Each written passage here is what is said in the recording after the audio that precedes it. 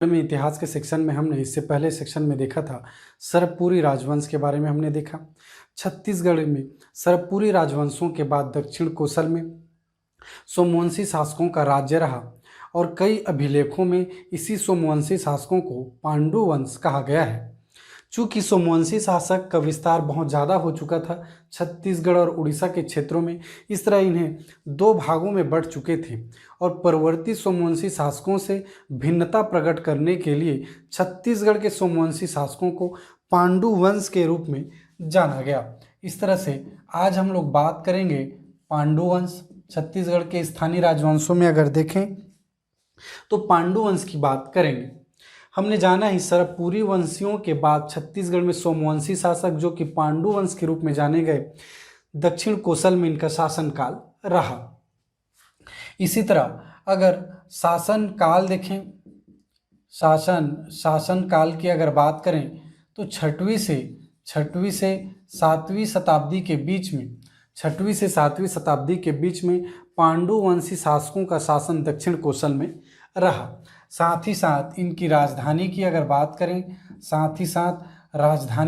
बात करें, तो पांडुवंशियों की राजधानी सिरपुर रही। पांडुवंशी राजवंशों की राजधानी सिरपुर रही। इसी काल में हम लोग वास्तविक संस्थापक के साथ साथ देखेंगे आदि पुरुष के रूप में उदयन को जाना जाता है। उदयन जो कि इंद्रबल के पिता थे, आगे हम लोग विस्तृत रूप से देखेंगे ही। तथा वास्तविक संस्थापक के रूप में इंद्रबल को माना जाता है। वास्तविक संस्थापक के रूप में इंद्रबल को माना जाता है। इसी तरह बेसिक तथ्यों को हम देखें तो पांडुवंशियों का शासनकाल छठवीं से सातवीं शताब्दी के बीच में छत्तीसगढ़ के दक्षिण कोसल में सिरपुर में रहा। इसी तरह आदि पुरुष के रूप में उदयन को और वास्तविक संस्थापक के रूप में इंद्रबल को जाना जाता है। साथ ही साथ पांडु वंशियों का शासनकाल ही छत्तीसगढ़ में मंदिरों के निर्माण का काल, छत्तीसगढ़ में मंदिरों के निर्माण का काल भी, छत्तीसगढ़ में मंदिरों के निर्माण का काल माना जाता है। स्थानीय राजवंशों में अगर बात करें तो स्थानीय राजवंश में अगर देखें तो पांडुवंशी स्थानीय राजवंशों से ही छत्तीसगढ़ में मंदिरों का निर्माण शुरू हुआ था। इस तरह से यह क्वेश्चन पूछा जा सकता है कि स्थानीय राजवंशों में छत्तीसगढ़ के किस राजवंश में या किस राजवंश को मंदिरों के निर्माण के काल के रूप में जाना जाता है, तो याद रखिएगा पांडुवंश। इसी तरह हम लोग अन्य तथ्यों को भी वन बाय वन डिस्कस करते चले जाएंगे। तो हमने अभी तक जाना कि पांडुवंशी शासक सरबपुरी वंशी शासकों के बाद छत्तीसगढ़ में पांडुवंशियों का शासनकाल छठवीं से सातवीं शताब्दी के बीच में रहा। आइए इससे पहले इनके वंशावलियों को हम लोग थोड़ा याद कर लें, जिससे रिलेटेड फैक्ट्स को हमें याद करने में, मेमोराइज करने में आसानी होगी। हमने देखा था आदि पुरुष के रूप में उदयन का पुत्र इंद्रबल हुआ और इंद्रबल के चार पुत्र हुए, जिसमें से प्रथम पुत्र नन्नराज प्रथम, दूसरा पुत्र सूरबल, तीसरा ईशानदेव और चौथे पुत्र के रूप में भवदेव रणकेसरी के रूप में उल्लेखित हमें मिलता है भांदक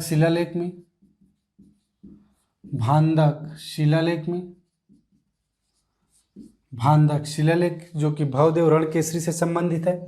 इसी तरह आगे क्रम में देखें तो नन्नराज प्रथम के दो पुत्र हुए।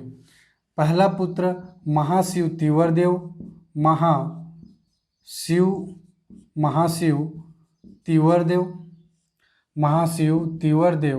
और दूसरा पुत्र चंद्रगुप्त। इसी तरह महाशिव तिवरदेव के पुत्र हुए नन्नराज द्वितीय के रूप में इन्हें जाना जाता है। चंद्रगुप्त द्वितीय के पुत्र के रूप में हम लोग देखेंगे हर्षगुप्त को। यही हर्षगुप्त का विवाह मौखरी वंश के सूर्यवर्मा की पुत्री रानी वसाटा से हुई। इसी तरह हर्षगुप्त का पुत्र महाशिवगुप्त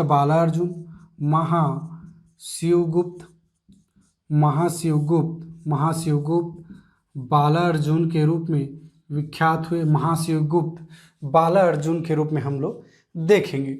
इस तरह से हमने जाना कि उदयन का पुत्र इंद्रबल के 4 पुत्र हुए, नन्नराज प्रथम, सूरबल, ईशान देव और भवदेव रणकेसरी। नन्नराज प्रथम के 2 पुत्र हुए, महाशिव तिवरदेव, चंद्रगुप्त। नन्नराज द्वितीय तिवरदेव के पुत्र हुए और चंद्रगुप्त के पुत्र हुए हर्षगुप्त, और हर्षगुप्त के पुत्र हुए महाशिवगुप्त बालार्जुन। विशेष रूप से हम देखेंगे महाशिवगुप्त बालार्जुन के बारे में। तो यह क्रम, ये राजाओं के वंशावलियों को हमें अच्छे से याद रखना है ताकि इनसे रिलेटेड फैक्ट्स हम लोग आसानी से जान सकें। तो इस तरह से कुछ चीज़ों को हमने देखा कि सरपुरी वंशी शासकों के बाद छत्तीसगढ़ के दक्षिण कोसल में सोमवंशी शासक, जो कि पांडुवंशी शासक के रूप में यहाँ शासन करते हैं। और हमने देखा ही था सरपुरी वंशी शासक के अंतर्गत सुदेव राज के सामंत के रूप में इंद्रबल वहाँ पे थे, और इंद्रबल ने ही यहाँ पे सरपुरी शासकों के अंतिम शासक को पराजित कर यहाँ पे पांडुवंश की स्थापना करते हैं। मगर इंद्रबल शासन न करके उनके जगह उनके पिता शासन करते हैं, जिनका उल्लेख हमें भवदेव रणकेसरी के भांदक शिलालेख से मिलता है। याद रखिएगा, भवदेव रणकेसरी के भांदक शिलालेख से यह वर्णन मिलता है कि इंद्रबल यहाँ पे पांडुवंश के वास्तविक संस्थापक के रूप में जाने जाते हैं। मगर इससे पहले कुछ समय के लिए उनके पिता उदयन के रूप में प्रथम शासक, पांडुवंशी में प्रथम शासक के रूप में उदयन का उल्लेख हमें मिलता है भांदक शिलालेख भवदेव रणकेसरी के।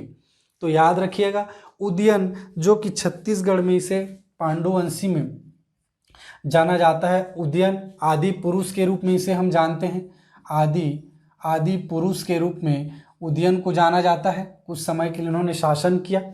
देन उदयन के बाद उसका पुत्र इंद्रबल शासन करता है, और इंद्रबल ही पांडुवंशियों का वास्तविक संस्थापक के रूप में यहाँ पे इनका उल्लेख मिलता है।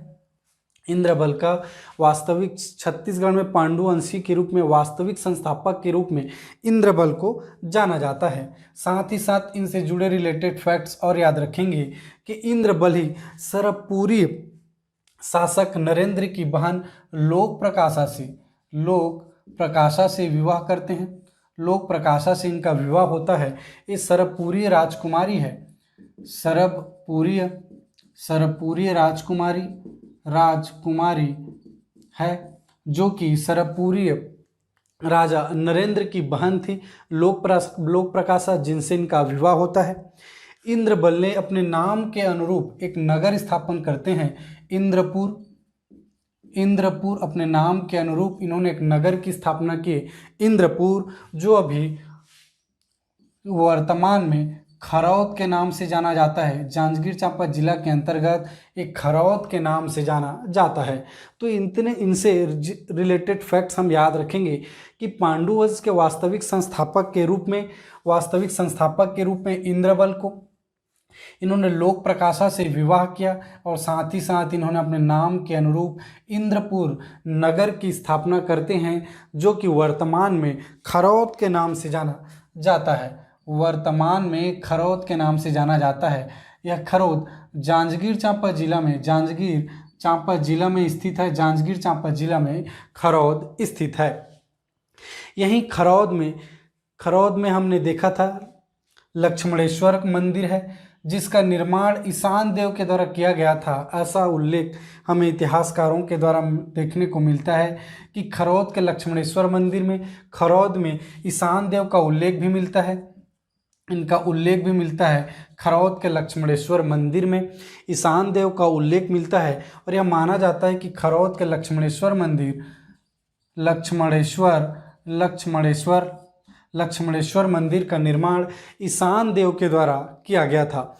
यही खरौद के लक्ष्मणेश्वर मंदिर है जो कि यहाँ पे मान्यता है कि 1 लाख चावल के दाने यहाँ पे अर्पित करने से जो मांगते हैं हम वह पूर्ण होता है। इस तरह से महत्वपूर्ण मंदिरों में से एक लक्ष्मणेश्वर मंदिर है जिसका निर्माण ईशान देव के द्वारा किया गया था, ऐसा उल्लेख हमें मिलता है। और खरौद के लक्ष्मणेश्वर मंदिर में ईशान देव का उल्लेख भी है। तो इस तरह से हमने जाना कि उदयन आदि पुरुष के रूप में, इंद्रबल वास्तविक संस्थापक के रूप में इंद्रपुर नगर की स्थापना करते हैं जो वर्तमान में खरौद के नाम से जाना जाता है, तथा इसी खरौद में लक्ष्मणेश्वर मंदिर का निर्माण ईशान देव के द्वारा किया जाता है। इसी तरह आप मेरा अगर जांजगीर चांपा जिले से संबंधित जिला विशेष को नहीं देखे हैं तो आप जरूर देखिएगा। आपसे रिलेटेड सारे फैक्ट जांजगीर चांपा के खरौद से हमें वहाँ पे देखने को मिल जाएगा। आगे बढ़ें तो इंद्रबल के बाद, और इंद्रबल को ही भरत बल के नाम से भी, अन्य नाम भरत बल के नाम से भी जाना जाता था। आगे इसी क्रम में देखें तो इंद्रबल के बाद उसका ज्येष्ठ पुत्र नन्नराज प्रथम यहाँ पे शासन करते हैं। नन्नराज प्रथम शासन करते हैं और नन्नराज प्रथम के 2 पुत्र हुए जिसमें महाशिव तीवरदेव ज्येष्ठ पुत्र और चंद्रगुप्त हुए। जिसमें नन्नराज के बाद बात करें तो महाशिव तीवरदेव यहाँ पे छत्तीसगढ़ में शासन करते हैं। और महाशिव तीवरदेव के बारे में हम जानें तो यह महाशिव तीवरदेव एक प्रतापी शासक के रूप में यहाँ पे थे। महाशिव तीवरदेव के रूप में जाने तो एक पांडुवंशी प्रतापी शासक के रूप में हुए, प्रतापी शासक के रूप में विख्यात हुए। महाशिव तीवरदेव ने ही मैकल क्षेत्र और दक्षिण कोसल को विजित कर सकल कोसलाधिपति की उपाधि धारण की। सकल कोसलाधिपति की उपाधि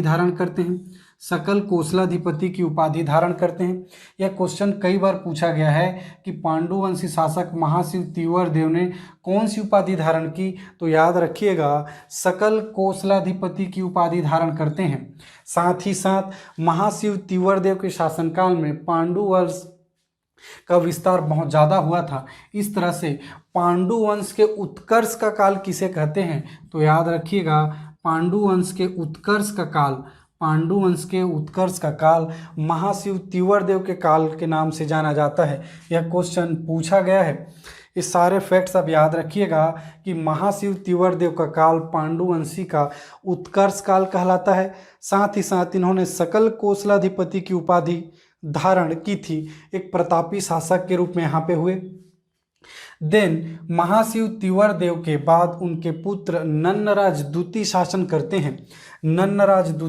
करते हैं और नन्नराज द्वितीय ने कोसल मंडलाधिपति की उपाधि धारण की। कोसल मंडलाधिपति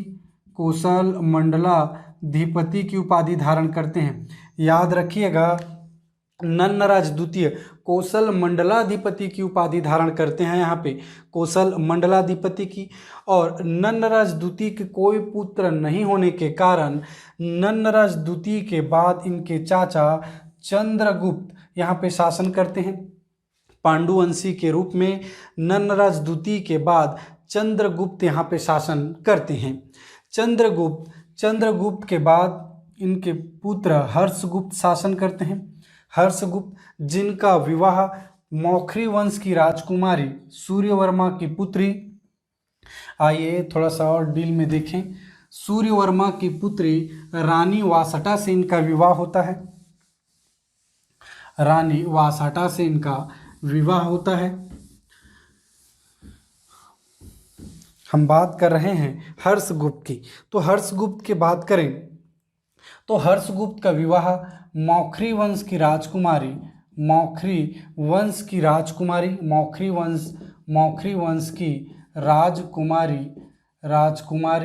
रानी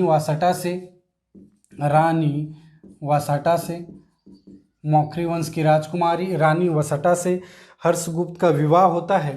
और हर्षगुप्त के अल्पकालीन मृत्यु के बाद यहाँ पे रानी वासटा शासन करती हैं। रानी वासटा शासन करती हैं। साथ ही साथ रानी वासटा अपने पति हर्षगुप्त की याद में यहाँ पे लक्ष्मण मंदिर, याद रखिएगा, लक्ष्मण मंदिर, सिरपुर का लक्ष्मण मंदिर का निर्माण कार्य प्रारंभ करते हैं, जो कि लाल ईंटों से निर्मित पांडुवंशी स्थापत्य कला का एक महत्वपूर्ण उदाहरण है लक्ष्मण मंदिर, जिनका निर्माण कार्य शुरू करवाया गया था रानी वासटा के द्वारा अपने पति हर्षगुप्त की याद में।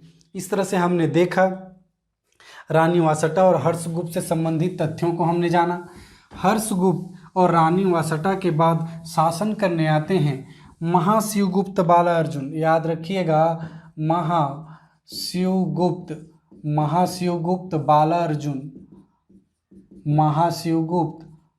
बालार्जुन। इनका शासनकाल 595 ईस्वी से 655 ईस्वी तक माना जाता है। याद रखिएगा, महाशिवगुप्त बालार्जुन का शासनकाल ही पांडु वंश में, छत्तीसगढ़ की स्थानीय राजवंशों में स्वर्णकाल माना जाता है।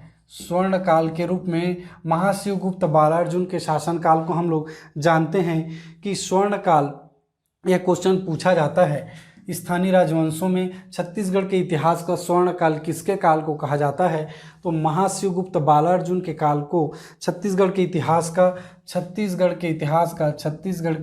इतिहास का स्वर्णकाल के रूप में हम इसे जानते हैं।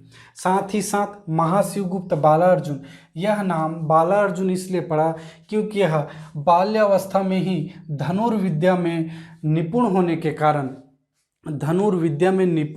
कारण इनको महाशिवगुप्त बालार्जुन की उपाधि दी गई। साथ ही साथ जितने भी पांडु वंश हुए उनमें सार्वधिक शासनकाल, पांडु वंश में सार्वधिक शासनकाल, सबसे लंबे समय तक शासनकाल महाशिवगुप्त बालार्जुन